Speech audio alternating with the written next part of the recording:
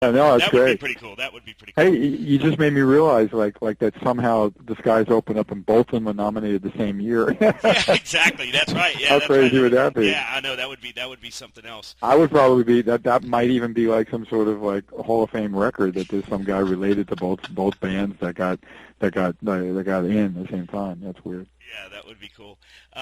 You obviously have been at it a long time, Bruce. Not calling you old there, man.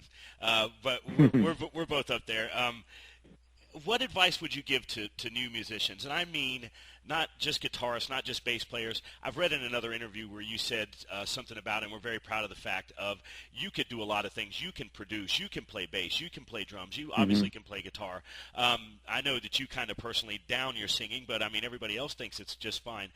I think in talking to a lot of artists, they say, you know, if you want to stay relevant in the business, you have to write your own stuff, you know, or at least a little bit. What advice would you give to the folks that are coming up and coming in the scene? Well, look, a good song is a good song, period, no matter what era you grow up in. You know, people are always drawn to music, excuse me, and they want to hear new music, you know. I do think that an up-and-coming person, as you mentioned, I think it's great when everyone has their influences, you know, who inspired them to learn the instrument and be great and you know, who their heroes are, you know. And I do think that if you're able to kind of absorb all that and then kind of like interpret it and make it your own and put it out there in a way that feels good to you, I think that gives you a competitive edge. And I think that a lot of, like when Van Halen broke, you know, they was clearly, you know, they were influenced by other things, but Eddie approached his guitar playing in such a unique way, you know.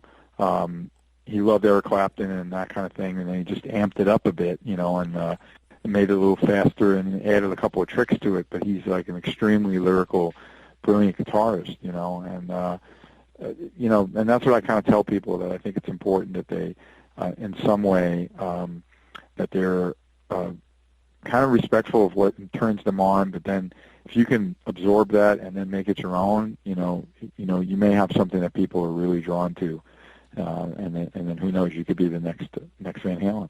There you go. There you go. From Bruce Kulick, who knows because he has played in the big bands and played the big stages.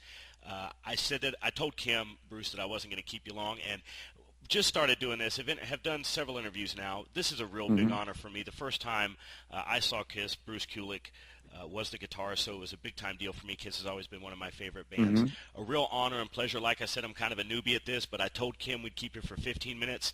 We just slipped over our 19th minute, and I don't think you died of boredom, so maybe I did okay. No, you did fine. You're going to do fine. You just be, you know, clever with the questions and polite to your, you know, whoever you're interviewing, and you'll do fine with it. So good luck with your show and everything. Hey, no problem being polite here. Big pleasure and honor for us. I want to give some dates real quick. If you are on the West Coast, February 1st at the Cat Club in Hollywood, they're going to be having a BK3 premiere party. And as Bruce says on his website, you never know who might pop up. I mean, it is L.A. and everything. So if you're on the East Coast, which is my old neck of the woods, I'm from North Carolina, make a trip out to the Kiss Coffee House in Myrtle Beach. Myrtle Beach was a party spot for me all the way through high school and in college. The Kiss Coffee House is a very, very, very fucking cool place. You need to go there and check that out. That is February 6th. Bruce will be there.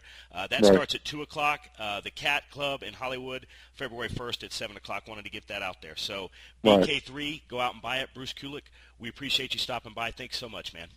Hey, no problem. I really appreciate it. Take care. Good luck with the album. Okay. All right. Thanks, man. All right, bye.